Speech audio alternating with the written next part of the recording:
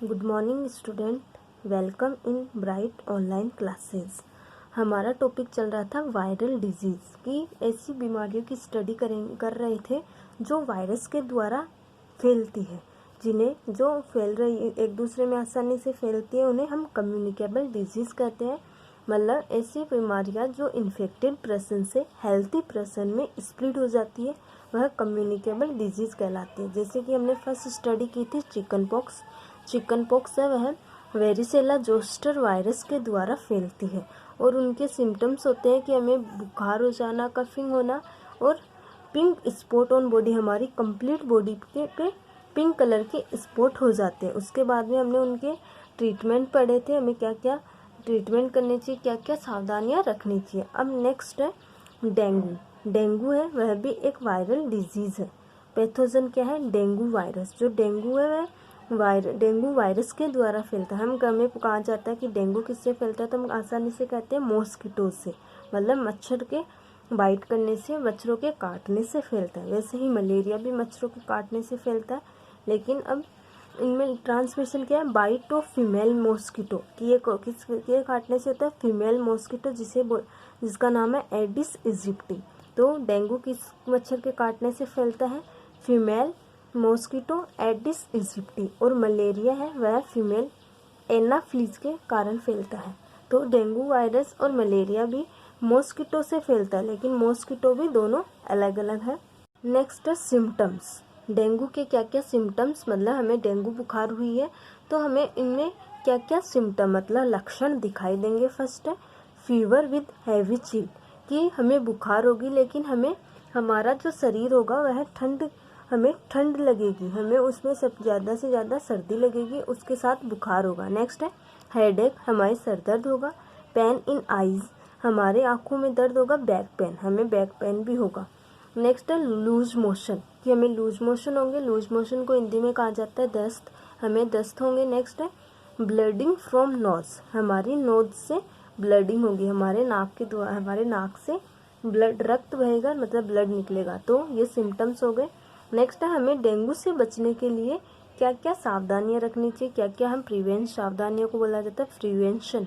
तो फर्स्ट है water not to be stored near and inside the house in open, कि हमें हमारे घर के अंदर और घर के बाहर दोनों तरफ हमें पानी को ओपन में स्टोर नहीं होने देना चाहिए। अगर पानी खुले में पानी रहेगा तो उस पर मॉस्किटोज है वह स्प्रेड होंगे, मॉस्किटो फैलेंगे, जिससे कि वह बीमारी फैलती है। तो हमें हमारे घर के बाहर या अंदर कहीं पे भी पानी है वह इकट्ठा नहीं होने देना चाहिए।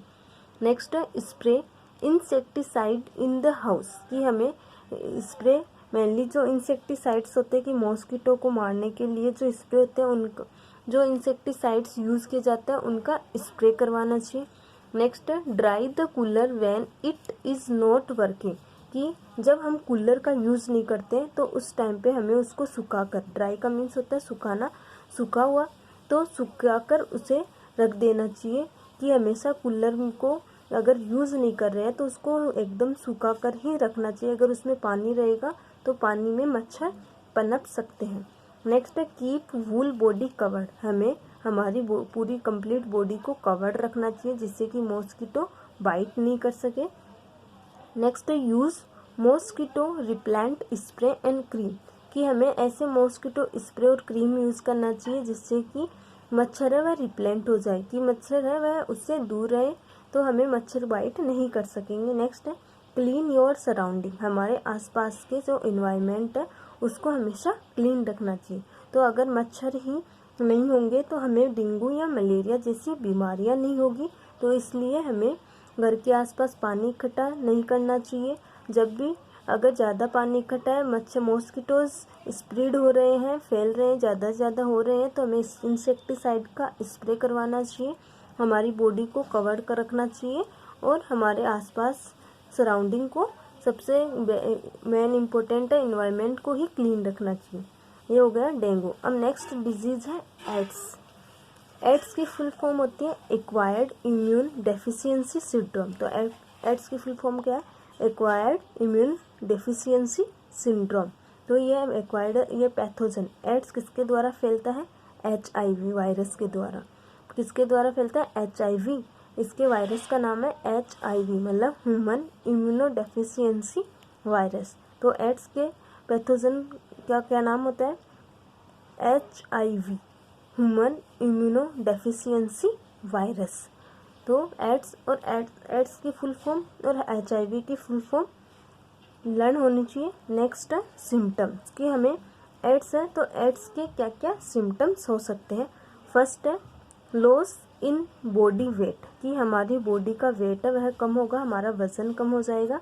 नेक्स्ट है fever for the several days, हमें कई दिनों तक बुखार रह सकती है।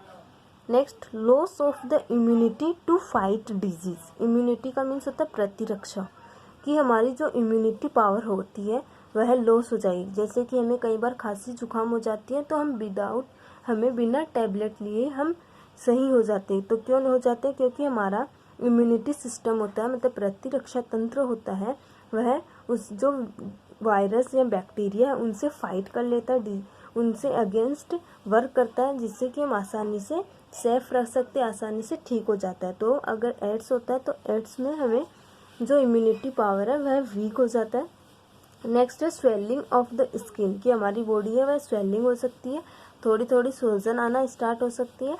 नेक्स्ट है अफेक्ट ऑफ लिम्फ नोड्स, कि हमारे जो लिम्फ नोड्स है, मतलब हमारा जो स्केलेटन है उनमें कुछ ऐसा लिक्विड फिल होता है जिससे कि लिम्फ नोड कहा गया है, और वह भी हमारे लिए वर्किंग करने में हेल्पफुल होता है, तो वह भी अफेक्ट होता है। तो एड्स के सिम्टम हो गए बॉडी वेट लॉस होना, बुखार होना, इम्यूनिटी पावर वीक हो जाना, स्वेलिंग हो जाना और लिम्फ नोड्स का अफेक्ट होना, लिम्फ नोड्स पे भी अफेक्ट होता है। नेक्स्ट है स्प्रेड ऑफ डिजीज, जो एड्स है वह कैसे फैलता है? कि एड्स को हम वायरल डिजीज में रखा गया, लेकिन ये कम्युनिकेबल डिजीज है, लेकिन ये फिर भी हाथ टच करने से, साथ खाना खाने से या एक दूसरे के गले लगने से नहीं फैलती है। तो अब ये कैसे फैलती है? फर्स्ट है sexual contact with infected person, की जो इन्फेक्टेड पर्सन है अगर उसके साथ में सेक्सुअल रिलेशनशिप रहेंगे तो यह बीमारी फैल सकती है। हमने अभी बताया कि हाथ मिलाने, साथ खाना खाने या साथ में उठने बैठने, गले मिलने से ये बीमारी नहीं होती है। तो ये कम्युनिकेबल में तो रखा गया। क्यों रखा गया? क्योंकि ये सेक्सुअल कांटेक्ट की वजह से, सेक्सुअल रिलेशनशिप से इन्फेक्टेड पर्सन से हेल्थी पर्सन में फैल सकती है। नेक्स्ट है childrens born to infected person, कि अगर जो चिल्ड्रंस है उसका जन्म हुआ तो अगर उसकी मदर इन्फेक्टेड होती है तो यह उसके बेबी को भी इन्फेक्ट करती है, कि अगर माँ को एड्स है तो बच्चे को भी एड्स हो सकता है। नेक्स्ट है यूजिंग इन्फेक्टेड नीडल, कई बार है कि जो एड्स से इन्फेक्टेड पर्सन है उनके द्वारा जो नीडल यूज़ की जाती है वह यूज़ करने से भी फैल सकता है। नेक्स्ट है ट्रांसफ्यूज़न ऑफ इन्फेक्टेड ब्लड, कि कई बार जो इन्फेक्टेड ब्लड होता है, जो एड्स से इन्फेक्टेड ब्लड है, उसको अगर हेल्थी पर्सन में ट्रांसफ्यूज़ कर देते हैं, मतलब उसको ब्लड की आवश्यकता और उसे ट्रांसफ्यूज़ कर देंगे तो उसमें भी जो डिजीज़ है वह स्प्रेड हो जाती है। अब नेक्स्ट है प्रिवेंटिव मेजर, हम इनसे कैसे बचाव कर सकते हैं। फर्स्ट है प्रोटेक्टेड सेक्स, कि हमें हमेशा सेक्स के टाइम पे प्रोटेक्शन रखना चाहिए। यूज़ ऑफ डिसइंफेक्टेड नीडल, कि हम जो नीडल यूज़ कर रहे हैं वह डिसइंफेक्टेड होनी चाहिए, कि वह वायरस से या बैक्टीरिया जो भी प्रेजेंट होते हैं उनसे क्लीन होनी चाहिए, वह डिसइंफेक्टेड होनी चाहिए। The common razor at the barber shop should no be used, कि बार्बर शॉप पे हमेशा जो बार्बर की शॉप होती है, बार्बर मतलब नाई, जो बार्बर की शॉप है उस पर मेनली एक ही जो ब्लेड होती है वह यूज़ नहीं करना चाहिए। जो रेजर है वह सिंपल उसमें ब्लेड डाली जाती है तो वह एक ही यूज़ नहीं करनी चाहिए, हमेशा अलग अलग यूज़ करनी चाहिए। तो ये हो गया एड्स। नेक्स्ट डिजीज़ है पोलियोमाइलिटिस, मतलब सिंपल हम कहते हैं पोलियो डिजीज़। तो पोलियोमाइलिटिस किसके द्वारा पैथोजन, मतलब रोगजनक क्या है? एंटेरोवायरस। या कौन से वायरस के द्वारा होता है? एंटेरोवायरस, या सिंपल हम कह सकते हैं पोलियो वायरस। कि जो पोलियो डिजीज़ है वह पोलियोमाइलिटिस या पोलियो डिजीज़ है वह पोलियो वायरस या एंटेरोवायरस के द्वारा होता है। सिम्टम्स क्या होते हैं?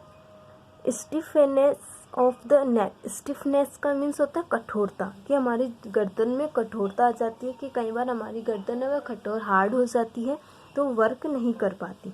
Weakness in hand and legs, कि पोलियो होने पे हमारे हैंड्स और लेग्स हैं उनमें वीकनेस हो जाती है।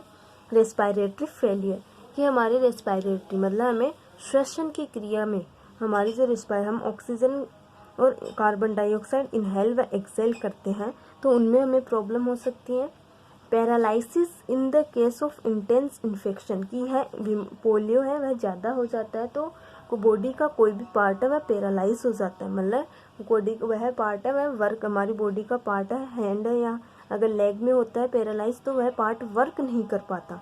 तो पोलियो का इन्फेक्शन ज़्यादा फैल जाता है तो पैरालाइसिस हो जाता है। नेक्स्ट है कॉन्वुल्सन। कॉन्वुल्सन का मीन्स होता है अकड़ या मरोड़, कि हमारा बॉडी के पार्ट में कभी अकड़न या मरोड़ हो जाती है तो वह वैसी की वैसी रहती है और लाइफ टाइम तक सही नहीं होती है। हम इससे बचने के लिए क्या कर सकते हैं? प्रिवेंशन क्या है?